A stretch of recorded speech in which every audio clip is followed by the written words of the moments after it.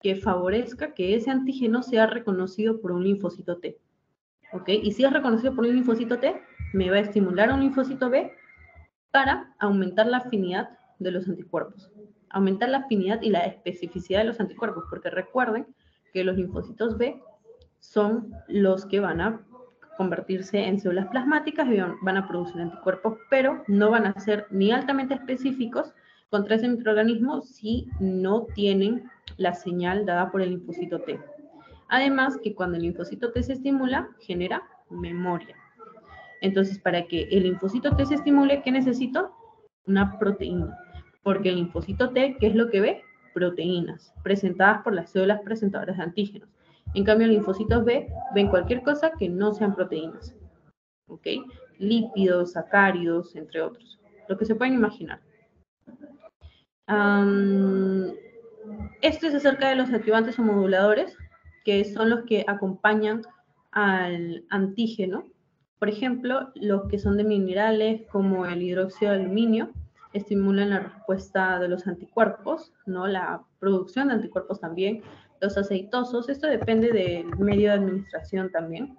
Los vesiculares, como pueden ser liposomas, virosomas, ligados de receptores de reconocimiento de patrones, ligandos, perdón, o pueden ser incluso citoquinas.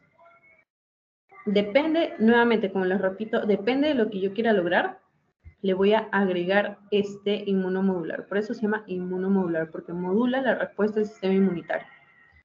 Si quiero estimular, qué sé yo, a una célula hematopoyética, aquí le puedo colocar una citocina estimulante de colonias, por ejemplo, un factor estimulante de colonias. ¿Ok? Y acerca de los tipos de vacunas, los tipos de vacunas se van a clasificar de acuerdo a qué tipo de antígeno esté presente en la vacuna. De repente es el antígeno de un microorganismo, obviamente, que está vivo pero atenuado. O puede ser que el antígeno esté inactivado, o puede ser que sean subunidades, o pueden ser que sean toxoides de ese microorganismo. O sea, es la toxina que produce ese microorganismo, ¿ok? Por ejemplo, en el caso de la difteria o el tétanos, ¿no? Se utiliza la toxina producida por el germen y esa toxina es la que va a estimular la activación de los linfocitos T, de los linfocitos B. O pueden ser vacunas de ADN, o sea, de ácidos nucleicos. ¿Y la finalidad es que este antígeno semeje una infección natural. ¿Por qué? Porque esta presencia de ácidos nucleicos va a generar que el mismo microorganismo genere anticuerpos neutralizantes contra esa proteína que produce ese ADN del microorganismo. No sé si me entienden. Les repito nuevamente para que quede claro, porque esto sí lo preguntan varias veces. El ADN del microorganismo, ¿qué es lo que va a producir? Primero va a producir ARN y luego va a producir una proteína. Entonces, si yo tengo una vacuna de ADN de ese microorganismo, el ADN de ese microorganismo se va a introducir en nuestras células. Y al introducirse ese ADN en nuestras células, se van a generar proteínas de ese microorganismo, pero por nuestras células. O sea, nuestras células van a incorporar a ese ADN como si fuera suyo y va a producir muchas proteínas de ese microorganismo. Se está produciendo antígenos de ese microorganismo, nuestras propias células. Entonces, las vacunas de ADN permiten que haya una presencia de esa proteína antigénica por mucho tiempo porque está incorporada al material genético de nuestras células. Entonces va a estimular la producción constante, continua de anticuerpos y, como son proteínas, de linfocitos T. Acá, esto es lo que les decía, es una estimulación antigénica continua porque el material genético está unido al material genético de nuestras células. Y bueno, volviendo aquí un poquito, ¿qué significa vacunas vivas y atenuadas? Significa que el antígeno tiene la capacidad de generar una infección natural, ¿ok? O generar la enfermedad. Pero como está atenuado este antígeno, va a generar una respuesta inmunitaria leve, muy leve y de larga duración. O sea, no es un antígeno muy inmunogénico, como es el término correcto, Inmunogénico quiere decir que genera una respuesta inmune. Acá va a ser levemente inmunogénico. Como está atenuado, está dormidito ese antígeno, está presente tal cual, pero está un poquito disminuido en su función. La respuesta inmunitaria que se va a generar en nuestro organismo o contra este antígeno va a ser leve también. Pero como es una respuesta inmunitaria leve y está ahí el antígeno en nuestra sangre, dormidito pero presente, la respuesta va a ser de larga duración. ¿Cuáles son las limitaciones? Imagínense ustedes que tenemos a una enfermedad, perdón, a una persona inmunodeprimida. O sea, es una persona cuyo sistema inmune tiene sus funciones disminuidas por cualquier factor, ¿ok? Puede ser por una inmunodeficiencia, puede ser por, qué sé yo, por cualquier factor. Si la persona está inmunodeprimida y tú le das un antígeno, por más leve o por más dormido que esté, puede generar una enfermedad. ¿Por qué? Porque la persona está inmunodeprimida, su sistema inmune no es capaz de combatir ni infecciones leves ni infecciones fuertes. Entonces, ese es el riesgo con las vacunas vivas y atenuadas. Y deben mantenerse en cadena de frío, lo que dificulta su transporte. Luego, en el caso de las vacunas inactivadas, ¿cuál es la diferencia? Si aquí en las vivas y atenuadas estaba dormido y generaba una infección leve, en las vacunas inactivadas, el antígeno está prácticamente muerto. Nuestro sistema inmune lo va a ver, pero créanme que muy, muy poco. Y de la misma manera va a ser de muy larga duración. Entonces, el germen que causa la enfermedad está muerto. Su inmunidad no es tan efectiva. O sea, prácticamente nuestro sistema inmune hasta puede pasar desapercibida esta vacuna inactivada. Por eso es que se requiere que las personas se vacunen varias veces después de ciertos años, porque es una vacuna inactivada que no va a generar una infección, o mejor dicho, que no va a generar una respuesta inmunitaria eficiente, ¿ok? Entonces, por eso aquí está, necesite varias dosis con el tiempo, a eso se le llama vacuna de refuerzo, para tener una inmunidad continua contra enfermedades. Y esto de subunidades, polisacáridas, recombinantes o combinadas es cuando se ha manipulado genéticamente ese antígeno, ¿cierto? O se ha obtenido extractos, o se le han añadido sacáridos, o se han combinado antígenos. Menciona acá que produce una respuesta inmunitaria muy fuerte dirigida a partes relevantes del germen. Se puede usar, miren, esto es lo más especial aquí, se puede usar en personas con sistemas inmunitarios debilitados, por ejemplo. Y eso sería acerca de las vacunas, los tipos de vacunas. Luego, acerca de la inmunoterapia aplicada a enfermedades infecciosas, ¿qué es lo que buscan estas vacunas que poseen antígenos de microorganismos? Manipular la reacción inmune. Que primero, cuando veo la vacuna, mi sistema inmune diga, ah, ya sé contra quién reaccionar. Y cuando realmente viene ese microorganismo, lo combate eficazmente. Y ya la enfermedad no es tan grave. ¿Ok? Por ejemplo, aquí están las vacunas que conocemos, las vacunas anti o contra el SARS-CoV-2.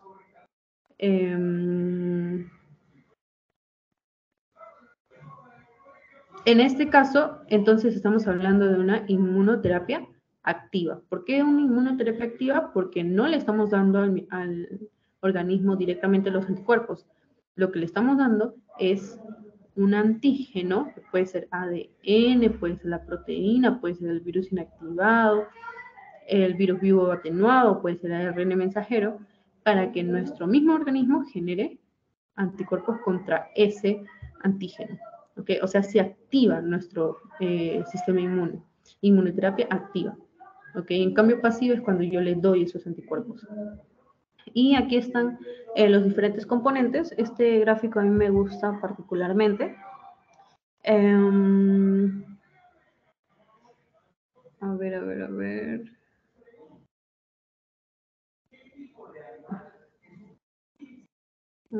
Ya. Por ejemplo, aquí nos mencionan de Sinopharm, que posee un virus inactivado, de Johnson Johnson, que posee ADN, de la Moderna, que yo siempre me acuerdo por RNA.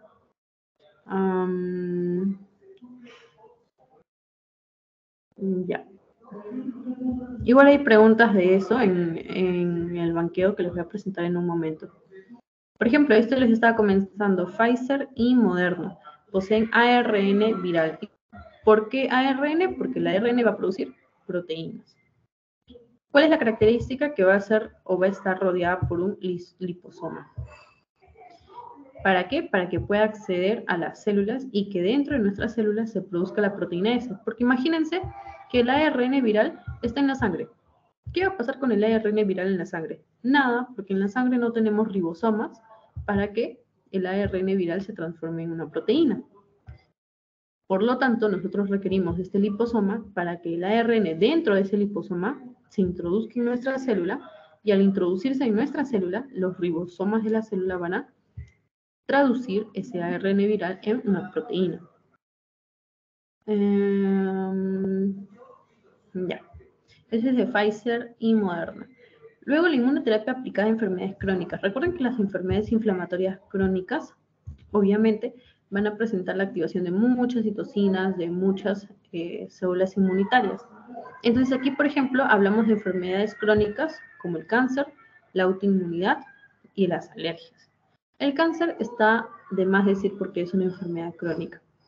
Autoinmunidad por la presencia de componentes inmunitarios que atacan estructuras propias. Y alergia porque tiene un fuerte componente genético. Entonces, en el caso del cáncer, por ejemplo, yo lo que puedo hacer es la terapia con CAR-T-cells, que ya lo habíamos hablado en la clase anterior, en la asesoría anterior.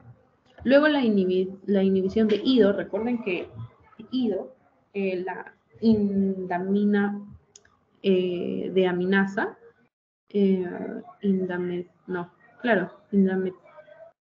sí. Esto lo que hace es inhibir la actividad de los linfocitos T.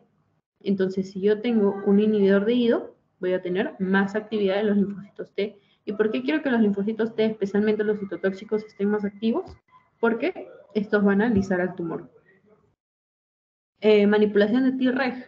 Los Treg, recuerden que si están presentes en el ambiente tumoral, son de mal pronóstico. ¿Por qué? Porque los Treg estimulan la anergia. ¿Y qué es la anergia? Es apagar la respuesta del sistema inmune.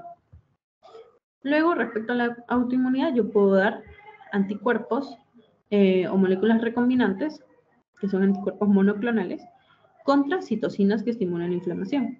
Por ejemplo, anakinra, siempre acuérdense de anakinra. Anakinra siempre la van a preguntar.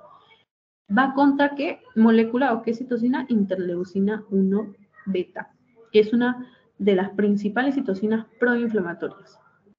Y el etanercept va contra el factor de necrosis tumoral alfa, que también se presenta en enfermedades autoinmunitarias. ¿Ok? Porque es una citocina proinflamatoria también, igual que la interleucina 1 beta. Bien. ¿Qué más? Inmunoterapia aplicada al rechazo del trasplante. Esto es lo que les había comentado hace un momento.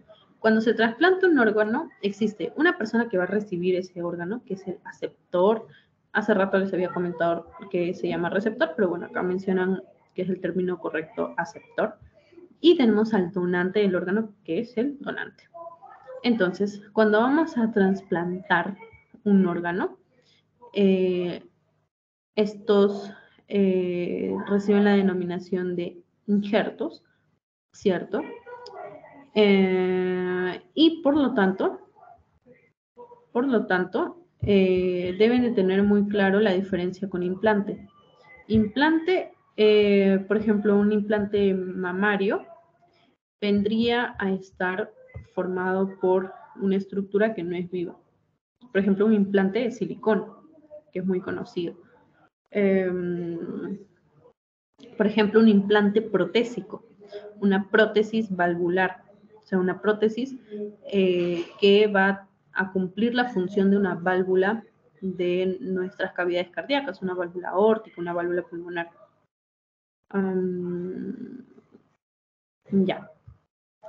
Entonces, si yo trasplanto, ¿qué estoy trasplantando? Células, tejidos, órganos, o sea, estructuras vivas, estructuras que poseen células.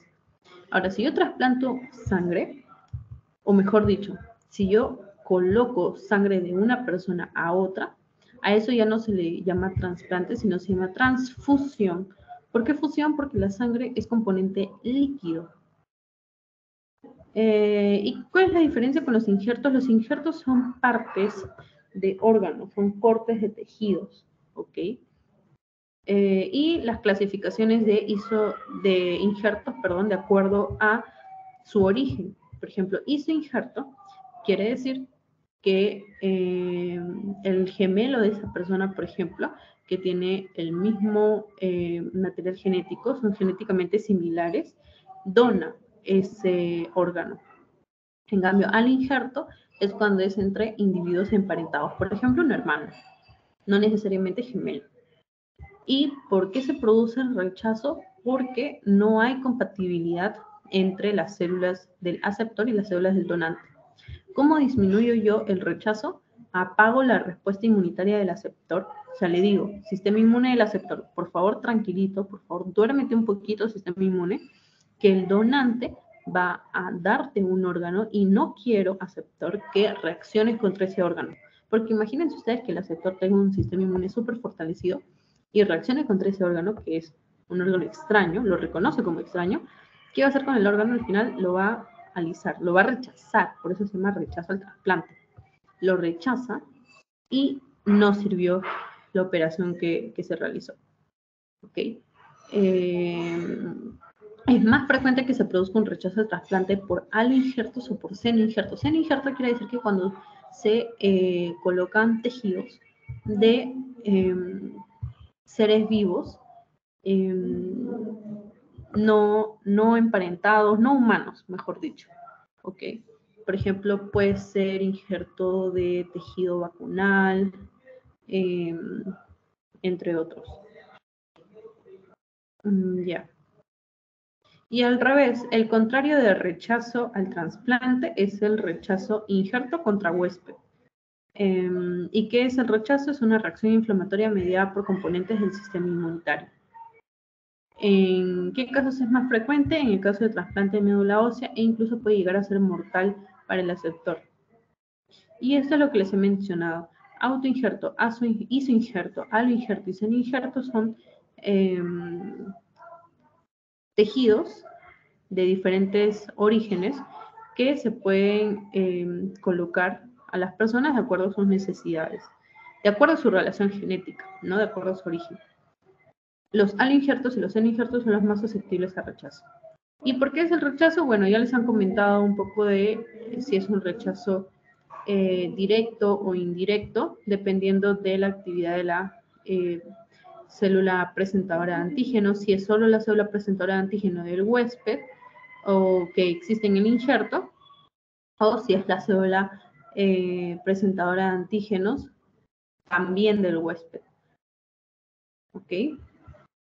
Del aceptor, mejor dicho. Y los mecanismos de rechazo son formas de presentación del rechazo, de acuerdo al tiempo en el que se produce. Por ejemplo, hiperagudo es que ni bien se coloca el trasplante, o ni bien, por ejemplo, le hacen una transfusión sanguínea a una persona y ya tiene manifestaciones clínicas de rechazo. Ya tiene inflamación, ya tiene una reacción a ese trasplante. Agudo es cuando se desarrolla semanas o días después y crónico cuando demora meses o años en ocurrir. Y cada uno tiene diferentes mecanismos, ¿cierto? En el caso del hiperagudo se produce porque ya hay anticuerpos en sangre de ese paciente contra ese tejido, contra ese órgano, que cuando se coloca el órgano reaccionan rápidamente esos anticuerpos. Agudo tiene que ver con anticuerpos que no necesariamente ya estaban formados y también con linfocitos T que no necesariamente estaban estimulados. Y de meses o años cuando hay una reacción vascular, específicamente en el músculo liso vascular, que va a generar obstrucción vascular, oclusión del lumen del vaso sanguíneo y va a involucrar también a más componentes celulares como macrófagos. Luego está la inmunoterapia aplicada al rechazo del trasplante, que es lo que yo les comentaba, apagar la respuesta inmunitaria para que la reacción contra ese trasplante no sea elevada. Por ejemplo, la estrategia de los CAR T-cells, que ya les había comentado, que tiene que ver con la presencia de estructuras de un linfocito T, de un linfocito B, que se combinan. En este caso es componente celular del linfocito T. Y es la alta especificidad que tienen los anticuerpos o los BCR, los receptores del linfocito B. Entonces se coloca a un linfocito T este receptor del linfocito B para que reconozca con alta afinidad a ese antígeno. ¿Ok? Bien. Y finalmente, acerca del inmunoensayo, el inmunoensayo nos habla de que se puedan producir reacciones entre anticuerpo y antígeno. O sea, que se una un anticuerpo y un antígeno con la finalidad de ver cómo está reaccionando una persona ante diferentes antígenos. Y eso no se entiende hasta que lo vean en imágenes. Por ejemplo, no sé si por acá hay una imagen. Ya, bueno. Por ejemplo, aquí, supongamos que en la sangre de un paciente nosotros queremos ver si tiene anticuerpos contra un determinado antígeno. Entonces, lo que se hace es colocar en este inmunoensayo que se conoce como enzima, que se llama Enzyme Like Immunosorbent Assay, en el cual tenemos una bandeja, se podría decir, con muchos anticuerpos, y se coloca la muestra de sangre de la persona que se supone que tiene los antígenos. Luego van a reaccionar, se supone, antígenos, anticuerpos, y se coloca luego una enzima que va a pintar esa reacción. Entonces luego tengo muchas bandejas de esos anticuerpos o esos inmunocomplejos unidos a la enzima, se supone que hay muchos, y eso, bandejas, yo lo coloco aquí en una placa lectora, que se va a pintar de acuerdo a la presencia de esta enzima unida al inmunocomplejo. ¿Cuándo no se pinta o cuándo se ve así transparente? Cuando esta enzima no se ha unido a nada. Si la enzima no se ha unido a nada, quiere decir que no hay anticuerpos, o mejor dicho, que esos anticuerpos no actúan contra ese antígeno. ¿Ok? Entonces, lo comienzo a repartir en estas plaquitas y veo que se pinta demasiado. Se pinta demasiado y después de 1000 veces que coloqué en una plaquita, o sea, después de colocar en 1000 placas, okay, en 1000 espacios, mejor dicho, de esa placa, recién desaparece el color. Aquí, por ejemplo, hay unas 3, 6, ahora en unas 10. Acá, por ejemplo, después de 700 veces de colocar en estos espacios, recién después de colocar en 700 de estos espacios, recién pierdo color. Entonces, eso se podría colocar como 1 sobre 700. Quiere decir que recién obtuve 1 sin color después de 700 que tienen color, ¿ok? Ya sea poco o mucho color. El color que es la enzima que lo está pintando esa reacción. A eso se le llama título de anticuerpos en suero. Es ver cuántas diluciones requiero yo para perder la señal de respuesta a la enzima o a la ELISA. Luego, acerca de la inmunohistoquímica, es básicamente lo mismo. Usar una enzima, pero esto se realiza sobre tejidos vivos. Entonces se pintan estos tejidos y luego se ven bajo el microscopio. ¿Y eso para qué se realiza? Por ejemplo, hay neoplasias, hay incluso cánceres de linfocitos T. Entonces yo sé que los linfocitos T tienen CD3. Y entonces lo que hago es activar, colocar un anticuerpo contra ese CD3 que yo creo que está presente en ese tumor, porque yo creo que es un tumor de células T.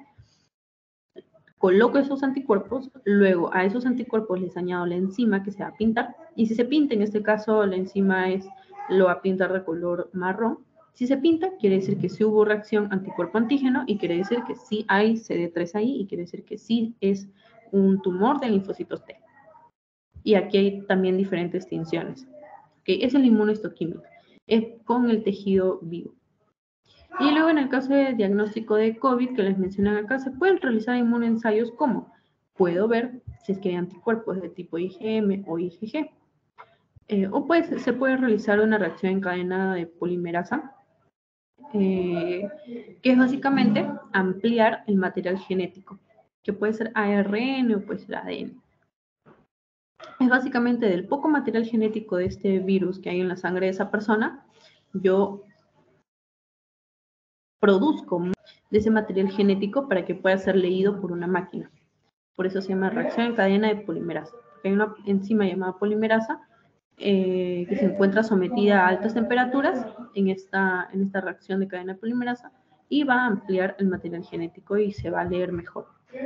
Finalmente, acerca de la carga viral versus anticuerpos en diagnóstico, recuerden que siempre cuando tenemos una IgM debemos pensar en una infección aguda, porque la IgM está unida a las células plasmáticas desde que están en los tejidos periféricos esperando a un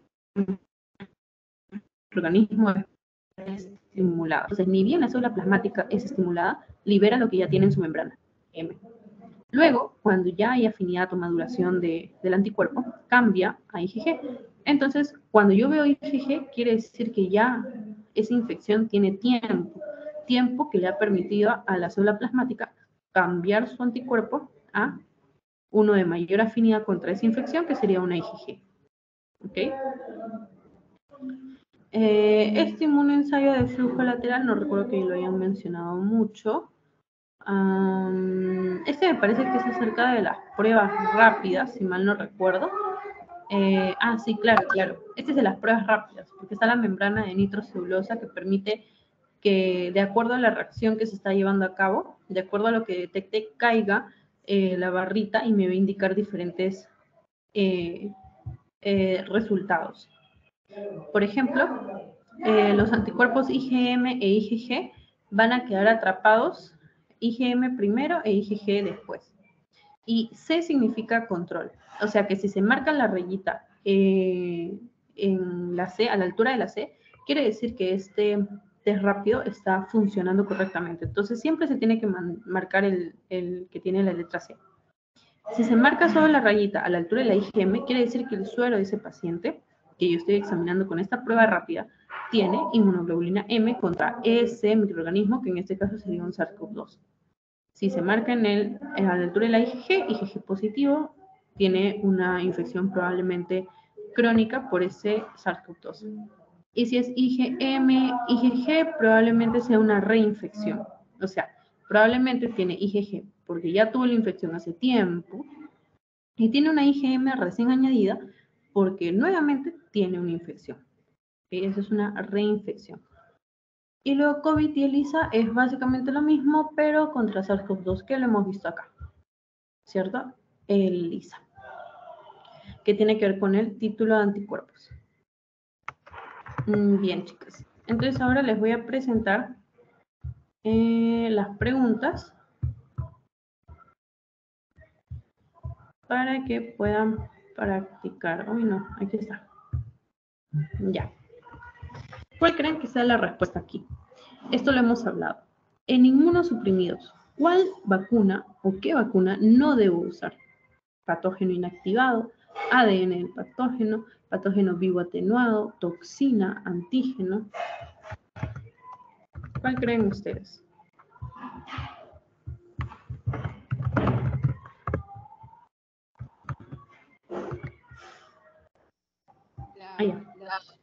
La C. Ya, sí, acabo de ver sus respuestas en el chat. Mencionan que la C, patógenos vivo atenuados. Sí, y esta es fija, chicas. Les van a preguntar. ¿Cuál de las siguientes empresas ha desarrollado? Uy, no, espérenme.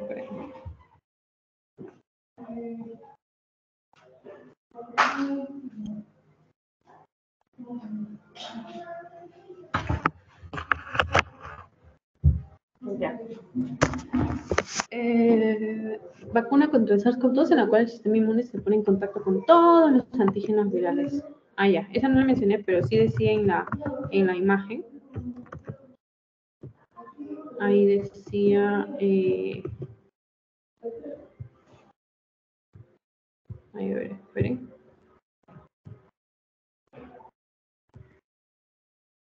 Aquí lo tengo.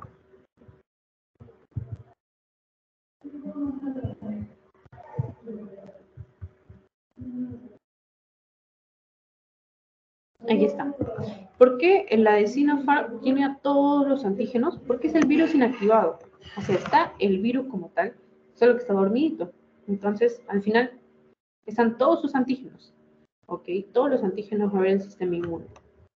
Bien, pero su reacción contra ello va a ser más leve.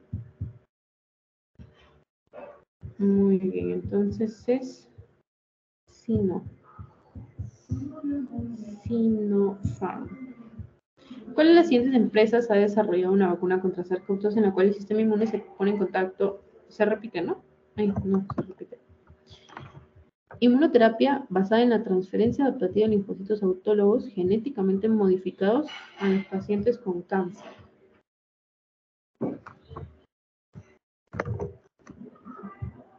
Ahí es la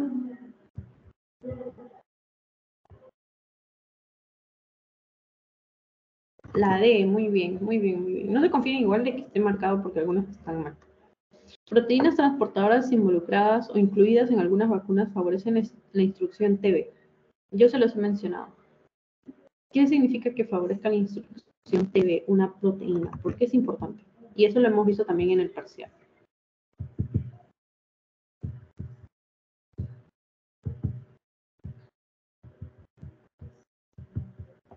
Es la D, ¿verdad? Porque estimula la respuesta de anticuerpos de mejor afinidad y con mayor memoria. Se generan linfocitos de memoria, en los ganglios linfáticos, entre otros. Luego aquí nos preguntan acerca del título anticuerpos, gracias a el inmunoensayo llamado ELISA. ¿Qué significa? Que sea más inmunogénica y que genere más anticuerpos. Significa que como hay mucha enzima unida a esos anticuerpos unidos al antígeno, por lo tanto, por más veces que yo lo diluya en esa plaquita, en esos pocitos, no veo que desaparezca el color, porque hay muchos anticuerpos a los que se ha unido esa enzima. Entonces, mientras más alto sea este número que está en el...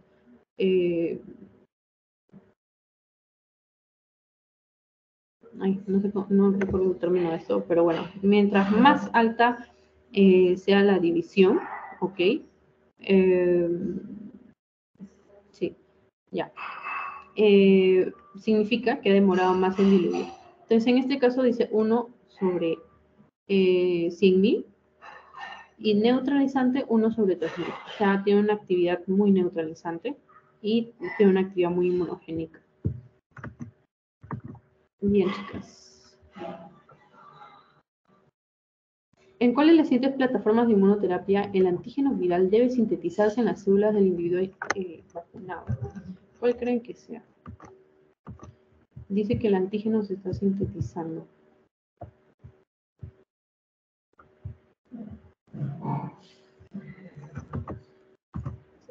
Muy bien, en la C, excelente. ¿Por qué en la C? Porque recuerden que el ARN mensajero no va a estar en la sangre, al igual que el ADN, sino que se queda atrapada en la célula y al estar atrapada en la célula se traduce a proteína.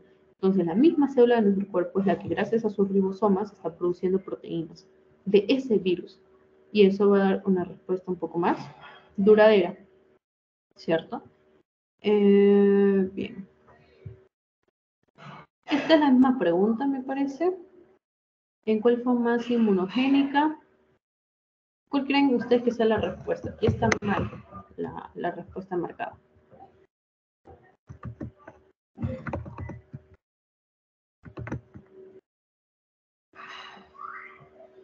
Generó más anticuerpos de calidad.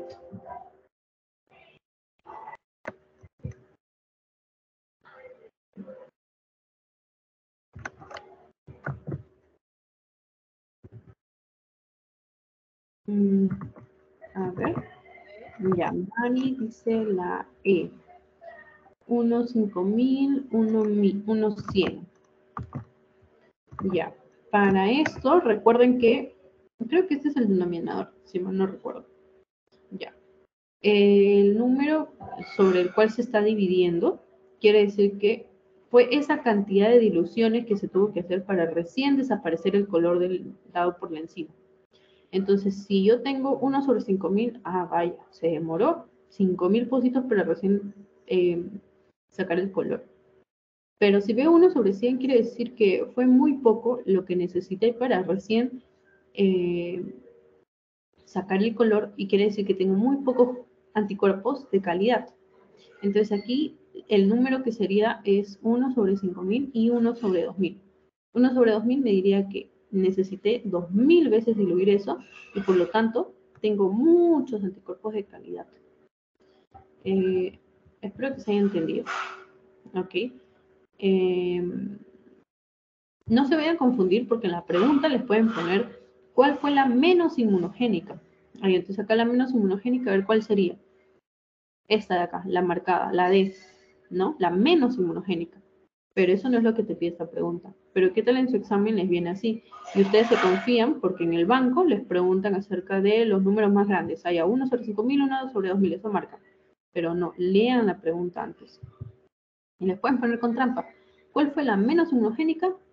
¿Y cuál es la alternativa que generó más anticuerpos de calidad? Ya. Entonces, en este caso hay que combinar un poco. Y luego esta que ya tiene la alternativa marcada, dice, ¿cuál de las siguientes estrategias vacunales para inmunizar contra un patógeno es la menos recomendable para individuos suprimidos? Vivos atenuados. O sea, que le den el patógeno vivo a una persona que está inmunosuprimida, o sea, su sistema inmune está por el piso, no le puedo dar el patógeno vivo, por más dormidito que esté, porque su sistema inmune no es capaz de combatirlo. Al contrario, en este caso la vacuna lo va a hacer trizas a esta persona por su sistema inmune no competente, está inmunosuprimido, inmunodeprimido. Y entonces en este caso nunca debo dar patógenos vivos o atenuados.